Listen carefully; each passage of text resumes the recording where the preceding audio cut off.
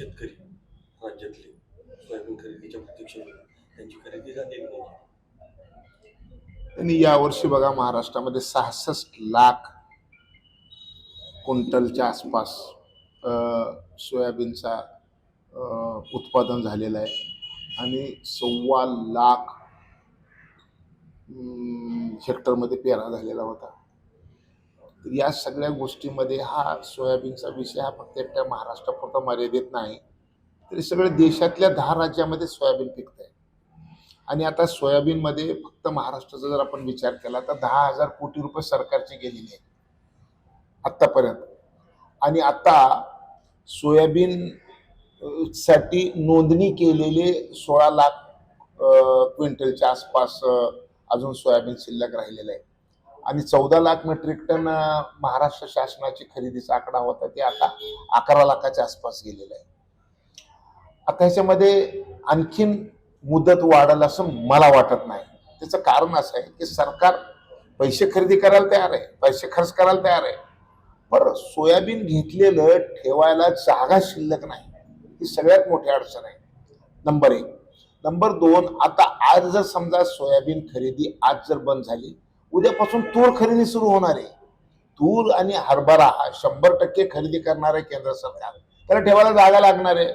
आणि म्हणून सगळा प्रश्न जो आहे तो सगळा जागेचा प्रश्न आहे. माझ्या दृष्टीनं हा विषय जर सोडवायचा असला तर हे विषय तयार का झाले? सोयाबीनचा प्रश्न, कधी सोयाबीन खरेदी होती हे कधी वाटलं होतं का? कधी 10-12 वर्षामध्ये कधी सोयाबीन सरकारला खरेदी करावं लागलं का? नाही.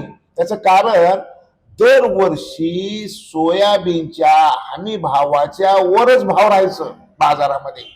आणि मग ही परिस्थिती तयार झाली. त्याचं कारण हमी भावाच्या खाली घसरण भावाची झाल्यामुळं हे का बरं झालेलं आहे? ह्याच्या मागचं सगळ्यात मोठं कारण जर काही असेल तर भारत सरकारने मक्यापासून आणि तांदळापासून इथेनॉलला जी परवानगी दिलेली असल्यामुळं आपल्या देशातल्या लोकांनी इथेनॉलला मका आणि तांदूळ वापरला. त्याचा परिणाम असा झालेला आहे. मी तुम्हाला आता सोयाबीनचा प्रश्न सांगतो नेमकं काय ते.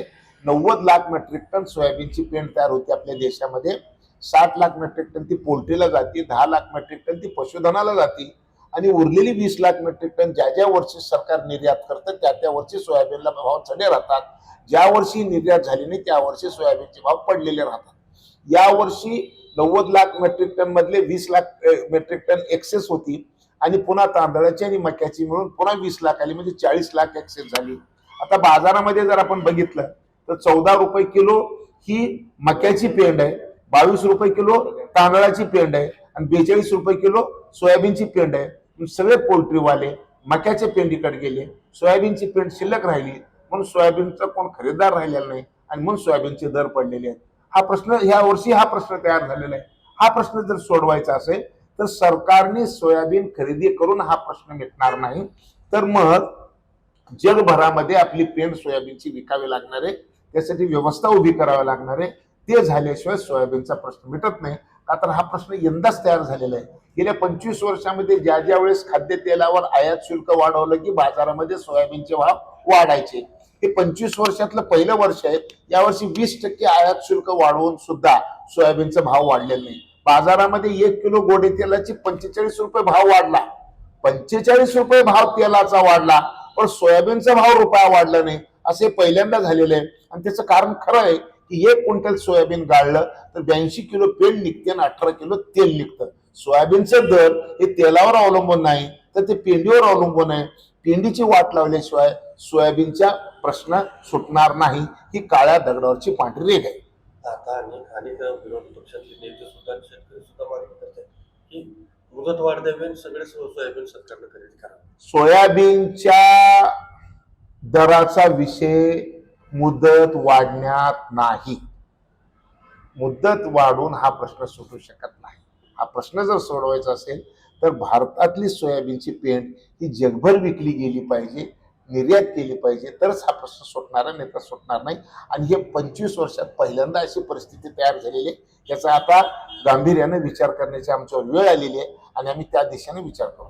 नाही, मग आता जे शेतकऱ्यांकडे सोयाबीन शिल्लक आहे, जे नोंदणी केलेले आहेत पण त्याची खरेदी झालेली नाही, अशा शेतकऱ्यांनी काय करायचं? त्या संदर्भामध्ये आज मी माननीय मुख्यमंत्री महोदयांना बोलणार आहे. त्या विषयावर मी त्यांना बोलल्यानंतर त्याच्यावरचं मी उत्तर देईन. तर आपल्याला वाटतं त्यात मुदतवाढ द्यावी. मुदतवाढ मिळू शकत नाही हे मला माहिती आहे. मुदतवाढ काय मिळू शकत नाही तर ठेवायला जागा नाही म्हणून, आणि ठेवायला जागा नाही त्याचं कारण तूर खरेदी करायची म्हणून. 10 दिवसापासून माझा इथं माल आलेला आहे. आज होईल असं अपेक्षा आहे. अजून माझा माल शिल्लक आहे तर मुदत वाढवून मिळावी. किती माल आहे, कधी आलेला आहे? माझा एक 100 पोते माल आहे. अजून एक 100-125 पोते शिल्लक आहे घरी. पण ती मुदत वाढविल्या तर त्याचं माफ होईल. बरेच शेतकऱ्याचा इथं माल शिल्लक आहे. दररोज येऊन चाललेले आहेत परत.